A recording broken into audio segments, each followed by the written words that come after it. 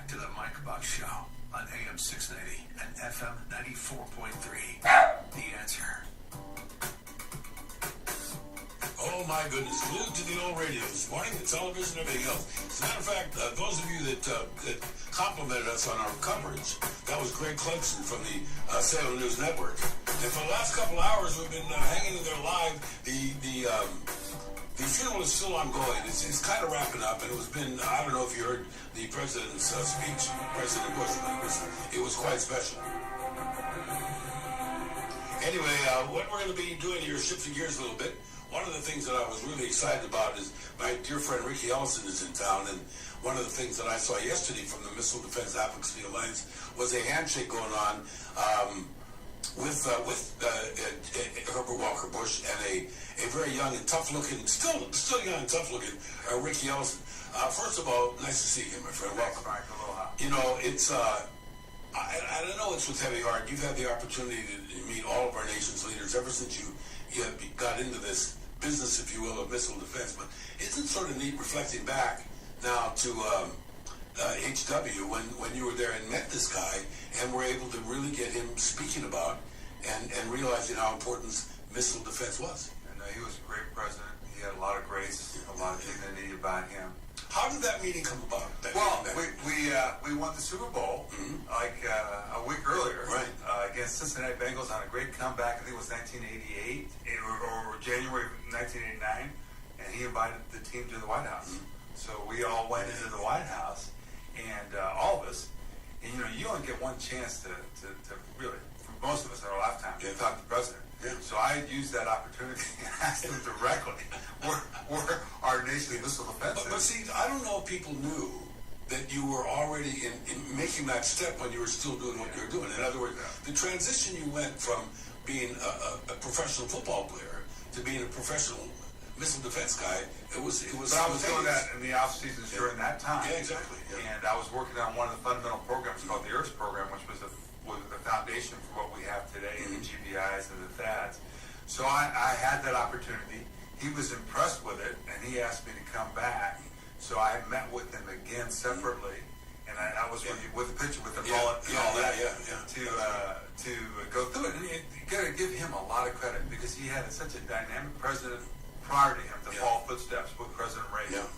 And he pushed forward our fundamental capabilities that we're using today. And he did the MOUs, the Memorandum of Understanding with Japan and Israel, two biggest partners. Huge.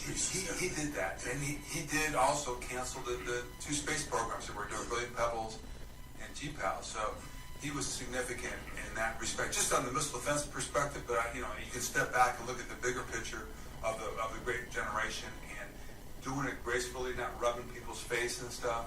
He was. Yeah, I mean, look at what's happening today in that area. Well, it was just sort of the opposite, you can't live in yesteryear, but that was the era that we were lucky to be part of. Interestingly enough, when a lot of people were really confused about what Star Wars was all about, everybody knows that Ronald Reagan had this thing, and that we had this capability, that there could be a capability down the road of putting satellites way up in the sky and shooting things from it and all of that stuff. And here comes the other thing. No, wait a minute. Let's talk about. But the Star Wars was never a space-based interceptor. No, he never put anything in space. Yeah. In fact, George H.W. was the one that cemented it down the line where we're at today. So we have kinetic energy interceptors from the ground, from the sea, to be able to do what we do in space. But the Star Wars, there was no, take the war out of Star. On it. Now we're looking at today. We are looking today because of China and because of Russia and our near peers. We are now looking at policing space. So having capability up there to protect that domain, so we can have international, value from space. The thing that I get as a layperson, I find it incredibly interesting, is that you could theoretically have something floating around up there, in the sky, and you could tell it to shoot something. It could have something stored in it. That was a big concern, right? That there was going to be this network of armaments up in the sky. Yeah, but okay, so we can do the exact same thing from the ground to sea. That's what we're doing. Now, okay, so we can shoot that out. And we've seen the Chinese and the Russians, or the Chinese, not the Russians, but the Chinese shooting down other satellites up there. So, the world's shifted from 30 years ago. Yeah. So where this is a contested environment in space, and now we have to address that contested environment. I think it's incredible.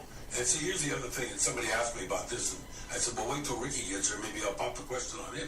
And that is, let's say that you have just a communication satellite that's handling, millions of bits of information a second, and somebody that want to be disruptive is because hey, just go shoot that thing down. Right. Just go blow it up. That's what's happening. That's why we're going up there. That's why the discussion of Space Force, Space Corps, Space Combat Command is being done, because we're in jeopardy now. It's easy access for people to get to space. It's getting much easier to put those satellites up there, and you can do things with these platforms to be able to disrupt and destroy. It's just like, Mike, it's like a couple hundred years ago, more than a couple, when we had to police the sea lanes. We had to police the airlines. Sure.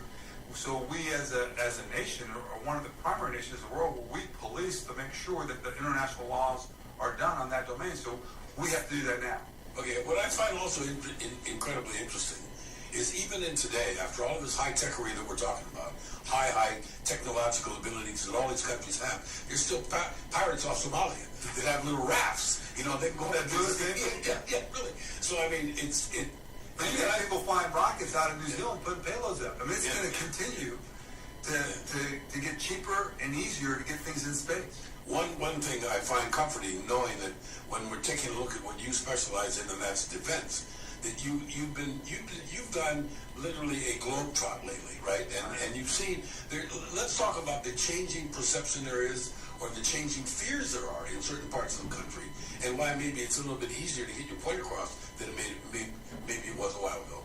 Well, I think fundamentally we have North Korea could erupt, could not erupt. The next presidential talks early next year will make a big discussion or a big decision on where we're going to go with that. But let's rest assured that North Korea has been producing probably 1 to 2 nuclear weapons, ICBM missile capabilities a month. Yeah, a month. Very scary. Since the last time they tested 12 months ago. So they've got more capacity than they did. Now, hopefully, we're gonna get a diplomatic solution to this. And let me just rest assured, you have to be able to have your readiness at full go for these guys to negotiate with you. They will not negotiate with any big-time concessions if they don't believe you're for real. Isn't that it's sort of rewarding to you? Because all the things that we've explained ever since we started doing these programs years ago was that if you have the ability to shoot their stuff down, they can't afford to send their stuff our way because it's going to mean nothing to them. Well, more importantly, we've been able to negate their capabilities so we can talk to them. Yeah. We can negotiate with them. It doesn't matter what you said, we're going to knock it down. Right. So let's talk. So now we have a platform where he can't intimidate us by threatening Honolulu or threatening LA. He can't do that. So that's why the missile defense aspect of it was so important. What the development you've done on PRMF has been so vitally important to us. Yeah, that really lends us to think about. We're going to talk, hopefully we'll have time to chit-chat a little bit about what you do, but more importantly, what you have to do when you ramp up to when a new legislative session is going to come.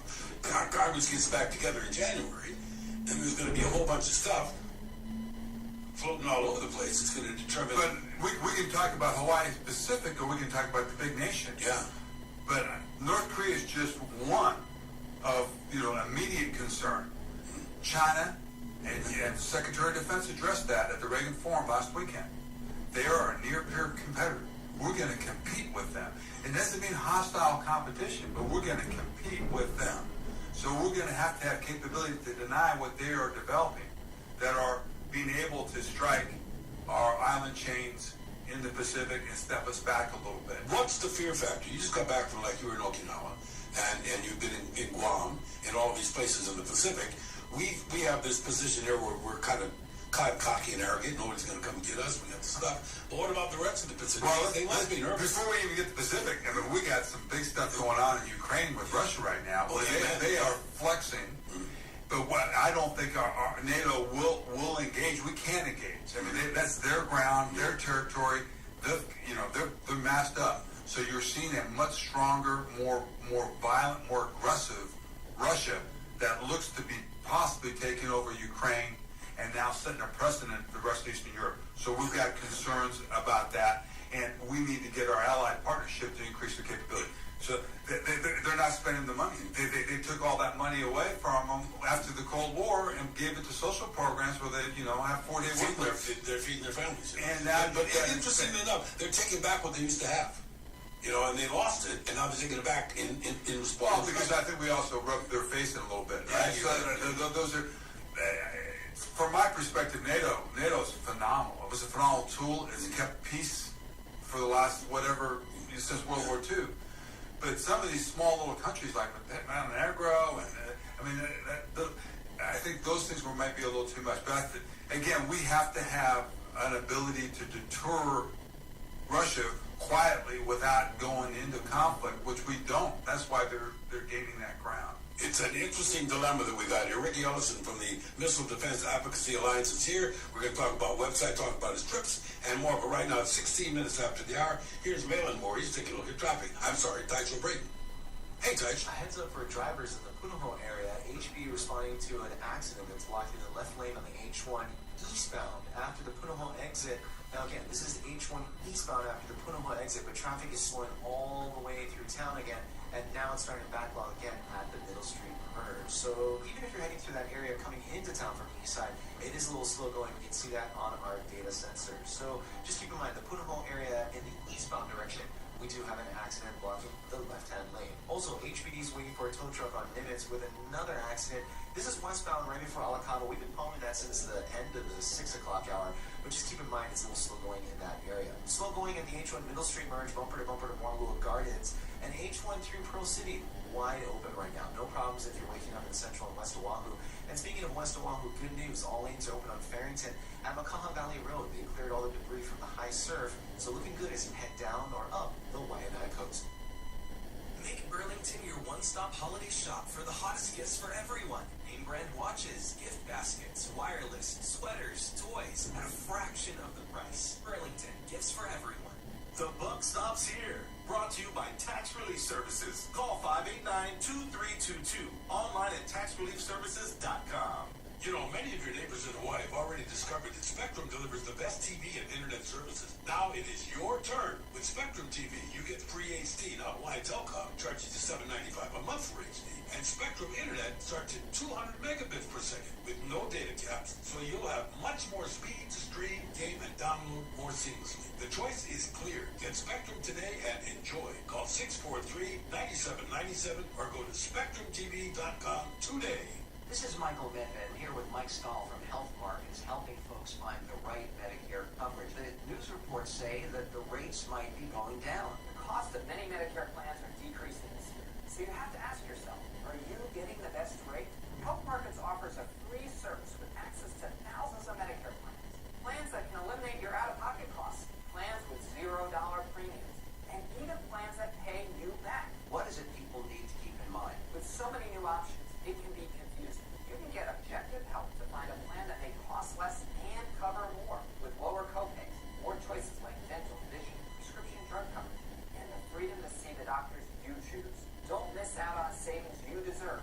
Our Health Markets Medicare assistance is free. Thanks, Mike. This is Michael Medved for Health Markets. Find out if you can get a Medicare plan that pays you back. Call 800-735-8803. That's 800-735-8803. 800-735-8803.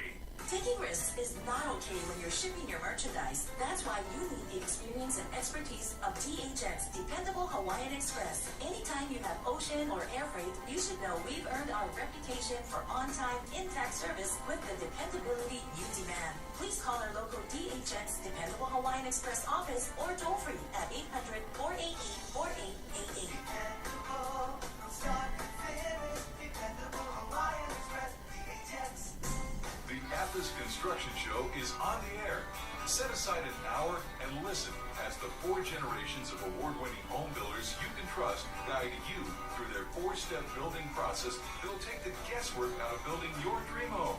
It's the complete Design and Build Atlas Construction Show, Saturday mornings at 11 and Sunday afternoons at 4, right here on AM 690, the home building answer. For more, log on to atlasconstruction808.com. Classic. Having a timeless quality. That's Classic Body Works in Pearl City, a factory-certified repair shop for Mercedes-Benz and certified ICAR Gold Class for all manufactured vehicles, a standard of excellence in the industry. Classic Body Works restores your car back to factory specs and gives it a perfect sandbox paint job with a lifetime warranty. Timeless quality. That's Classic Body Works in Pearl City, 455-8853, 455-8853. Larry Elder doesn't know why the media is now fawning over George H.W. Bush. Only 7% of Washington, D.C. reporters voted for George Herbert Walker Bush. Only 7%, despite the fact that he reached across the aisle and raised taxes. What happened? They hammered him. Same people who pressured him to raise taxes because of the deficit, then hammered him and accused him of breaking his promise. The Larry Elder Show, weekdays at 1 on AM 690 and FM 94.3. The Answer. Want to join the conversation? Call us toll free. It's 1-833-296-TALK. That's 1-833-296-8255. Now, here's more of the Mike Buck Show on AM 690 and FM 94.3. The Answer. You know, just in case you were thinking about slipping out to Yokohama Bay today to do a little surfing, forget about it. Officials are closing Yokohama Bay on the west side due to dangerously high surf. So do not wax up the woody. When in doubt, go to town, do not drown. Little likelihood of Riki Ellison grabbing the surfboard and jumping in the this morning. I used to get in the water there. Yeah, but now when it's 30 feet, man. No, never. You know, one thing that I really like to do and make sure that that people understand this, and you were talking, sometimes Ricky and I talk off the air, such valuable stuff, I don't get it on the air. I'm going to try that today. We were talking about these different islands and these different island groups you've been visiting, and happy to report is, or maybe not so happy in some respects, is most of them are kind of prepared. They understand the threats, and they've got the goodies. They've got the missiles to knock down the missiles. So the place that doesn't have them is here. Right. You know, as many as we need. Right. So I started with South Korea, and I was there, and our former PACOM commander, Harry Harris, is the ambassador working that diplomatic effort there, and we are advancing our missile defense capabilities the most in the world today. So we have a THAAD capability that was tested out here that we're integrating. So we have a very layered defensive capability. It's at the best capability in the world today to defend and negate that in there. Okay, that being said, just address one thing. I want people to understand, because in the past, when we get together, we talk about the percentage of money being spent militarily on defense and on offense. It sounds like some of the things you're saying is that maybe we're not, flush with money just dripping out all over the place, but the funding is to the point where it's keeping us where we need to be. This is a priority. Yeah, I mean, Secretary Mattis named it out of getting more missile defense capability for our country and competing at the high-tech area of missile defense to defeat and negate our opponents and our near-peer capability. So we are moving that. You're going to see our funding. It may decrease. I mean, there's a fight about that right now because the audit was for the first time, and they have found a lot of money in that audit that's wasteful. Now, whether Congress is going to be able to leverage that audit to make up if they're going to cut that defense budget, but everybody is questioning the president for trying to challenge that budget. That budget has to move out if we're going to do what we need to do, which is compete against the two near peers and handle ourselves against rogue nations. I mean, Iran just launched missiles last week. Talk about this was just last week, right? Yeah, last week, and they're breaking out of that intent of that treaty they signed by researching, developing, and launching ICBM capability. Mm-hmm. So we have new threats, and we are, I think, the lowest spending of the smallest defense we've ever had since 1940, as compared to the ratio of our economy. It's the smallest, and we're seeing, and obviously you need to be very sensitive to what China's doing with artificial islands and putting artificial sands, and now they're putting not artificial, but SAMs in there to defend that aspect of it.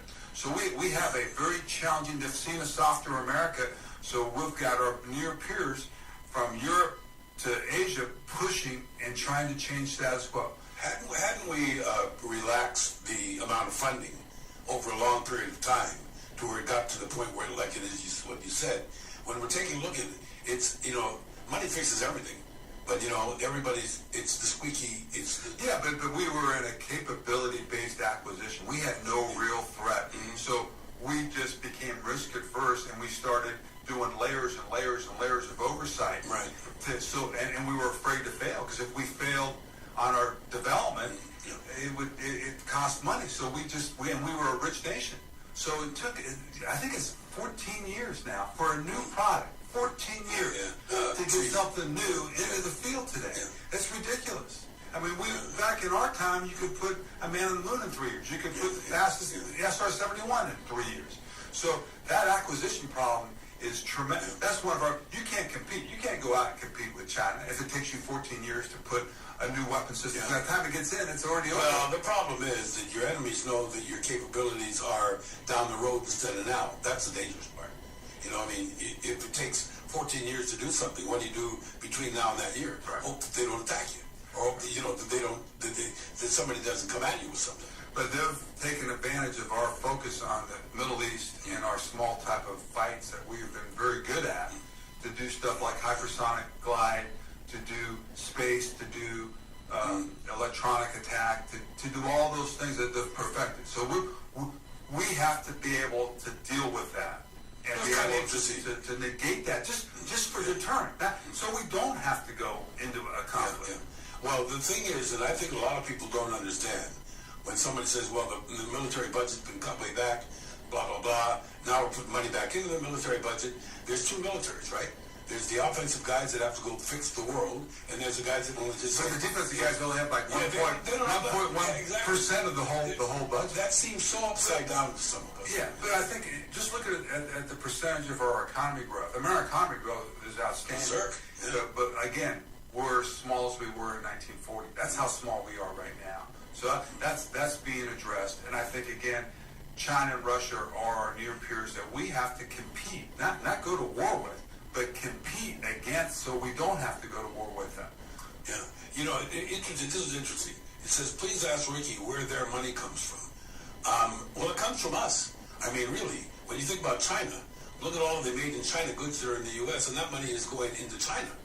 And the Chinese are saying, thank you very much. Now we're going to build stuff to convert you. But, again, I go back to the Secretary.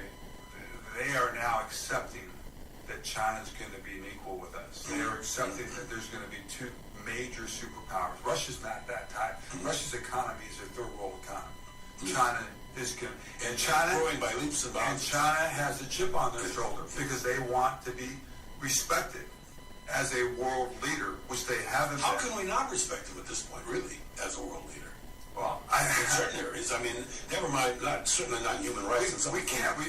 There's human rights, but you can't just take international law and build new land and go out and buy islands. They're out there buying islands that are in existence with other nations. Where did they get the money? We gave it to them. Yeah, right. Yeah. And so there's no question they have the people, they have the economic power to be that. Riki Ellison from Defense is here. We got plenty more to discuss. If you want to tag us with a little note, the MikeBuckShow@gmail.com is going to work. Have you got a question? Want the answer? It's right here and right now.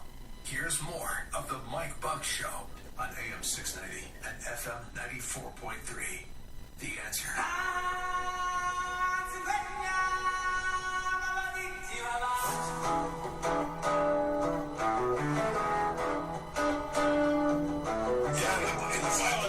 We all want to lose a dose of bacon. It's Bacon Week.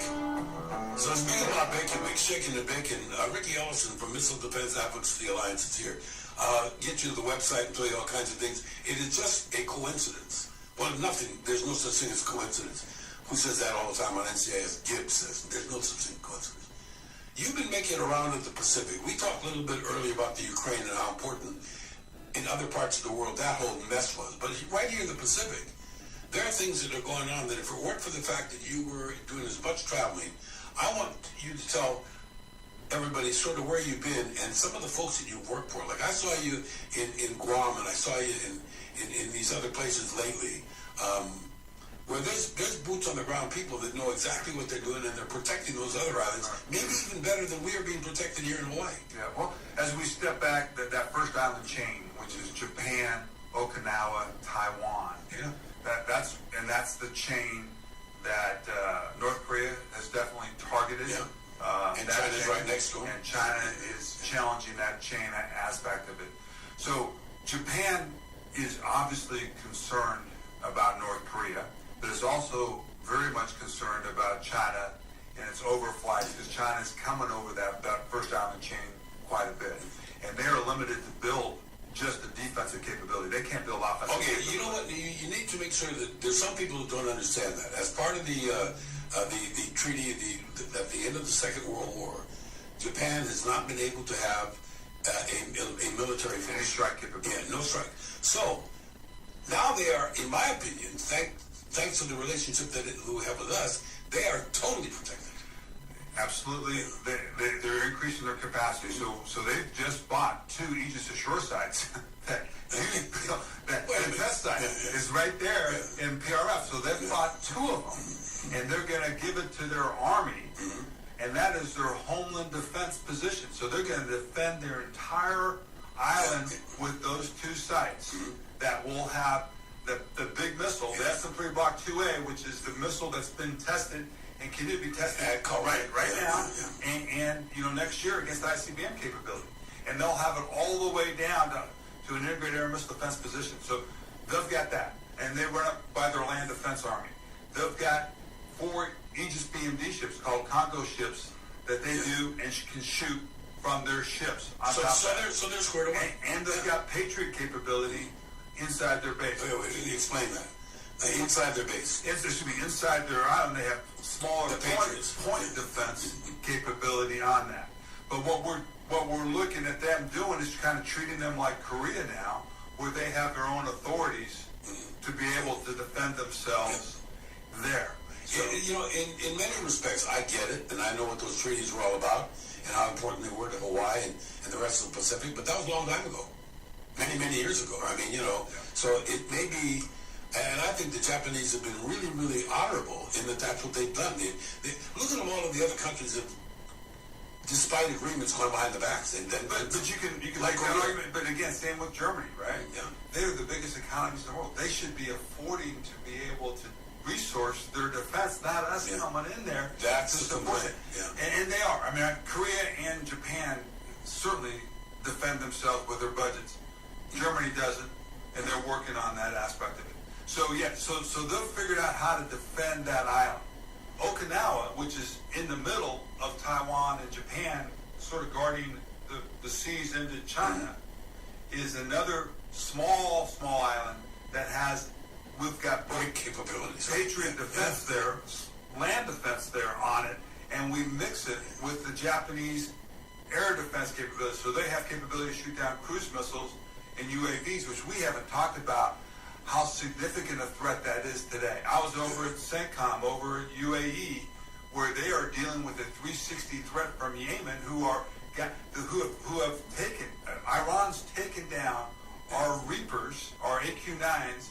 Yeah, and you gotta explain what those are. Those, they've been around how long? The Reapers have been around for how long? I don't know, 20 years. 20 years, 30 years maybe. But they've turned it into a surveillance vehicle. They've turned it into a vehicle that can drop munitions. But Iran's taken those. I mean, those things have fallen into their territory. Sure. They're reversed engineered them, and they've duplicated. And all of a sudden, Yemen's got them, and they're flying 1,000.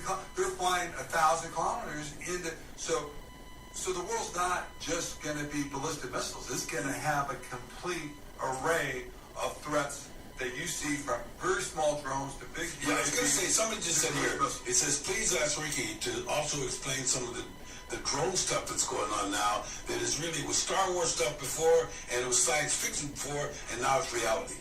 And that's really a good point. These drones, I can't believe what some of these things can do. And we are facing that in Korea. We're facing that over in Europe. Russia uses a lot of those aspects of it.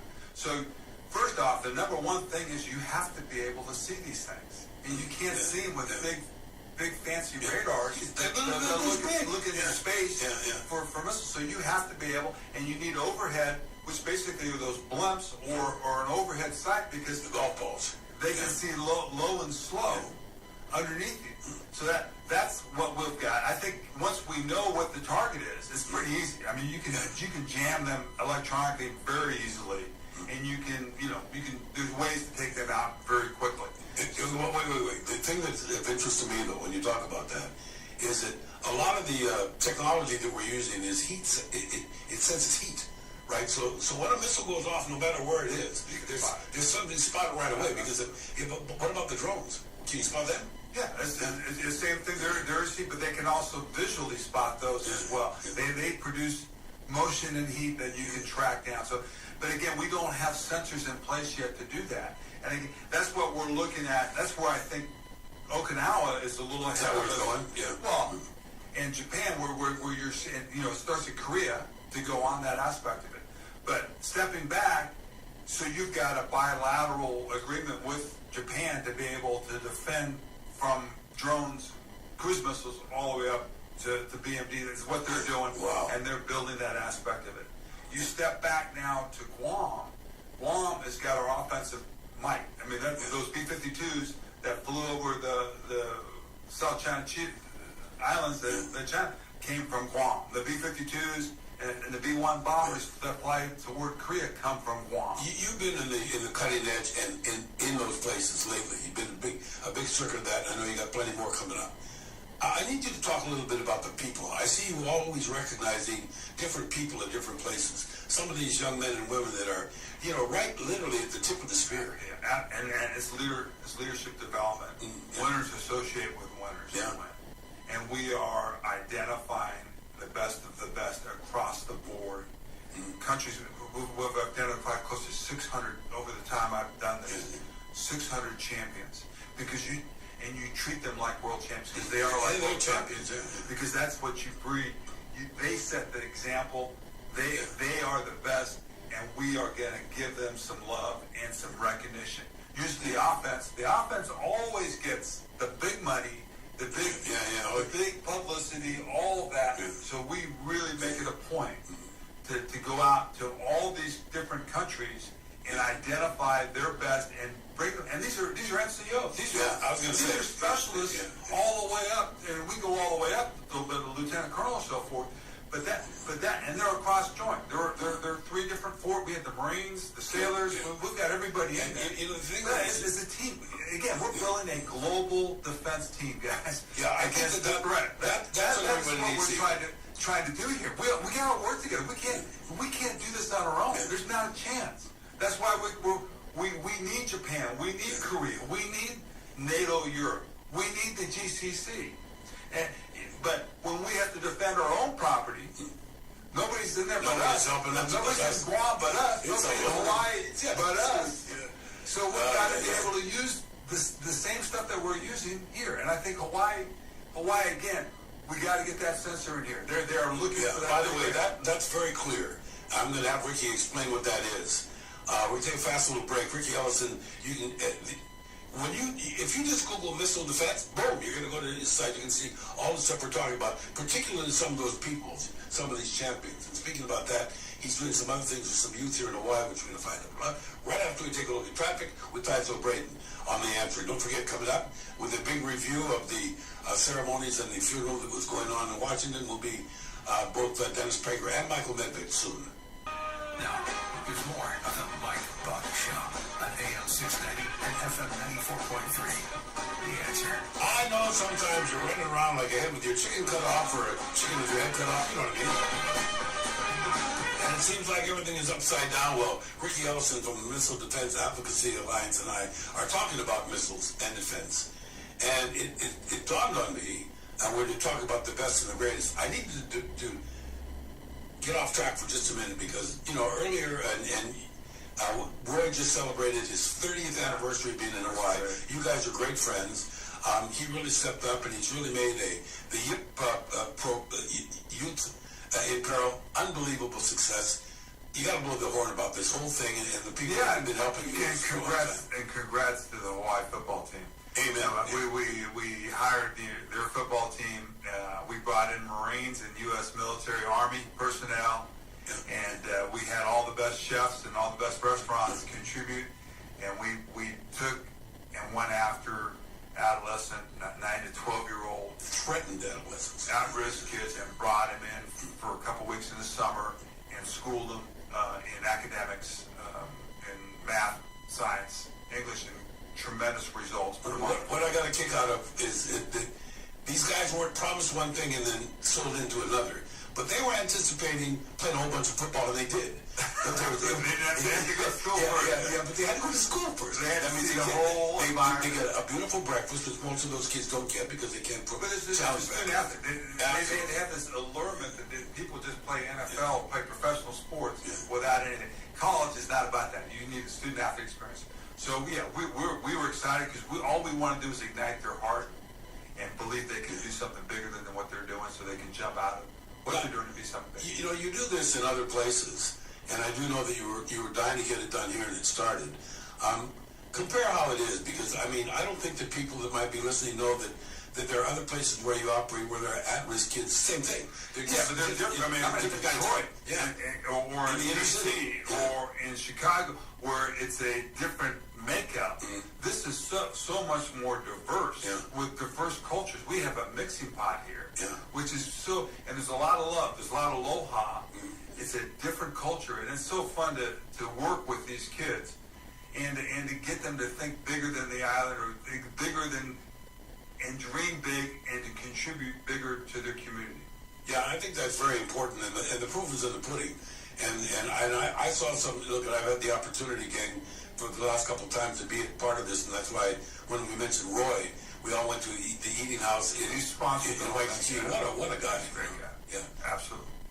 I can't believe it. I remember going to Roy's when it opened. It was 30 years ago. And that, you know, the other side of it, I don't think people really understand. And before we run out of time, what drives you, Riki? I mean, you know, you've thrown yourself into this. You travel. You're always away from friends and family. You're living out of a suitcase all the time. What's the life? Because I believe that this makes our world and our nation a safer place than it is today. If we don't have this, we're going to conflict. Yeah. And I see it, and I see that the receptiveness to have a defensive system that doesn't kill anybody, that is defending against real threats that are continuing to grow and get advanced to do the easy way to threaten us through missiles and so forth. And I believe with my heart, from back in 1980 all the way to today, that we're making our world safer. I want to make Hawaii safer. Just say this. It is, man. Not quite good. I'm coming at that. Every time I'm here, I'm asking for this place to get more capability, better capability. And I think you're seeing this with the new radar coming in place today. You know, we have to defend here the best we can. Here's the thing that I want to leave you with, and I want you to understand how this happens. And my thought has always been, and the reason why I've tried every time that Riki's around to get him in front of y'all and get him to give you an update on what's going on, is because if we could come to peace with all of these countries by having the right defense and limited offense, then we could turn around and work on other problems, like environmental problems, like you know, climate change problems, like all of the other things that are facing us, instead of, you know, who's it's the team game. So it's about creating trust. And if you can create trust on one specific area, you can create trust on other areas. It's bringing cultures together. It's bringing nations together on a common threat to be able to develop the best, both capability and both leadership within their people. Okay, let's make people go and work for their money. They've had a nice chance for us to blow our horn a little bit. If they want to get to just Googling missile defense, you come up person in some all the time. MissileDefenseAdvocacy.org is where we're at, and you can see all the fascinating intercepts that we're doing, technologies that we're doing around the world. And I'll tell you more about that. Time for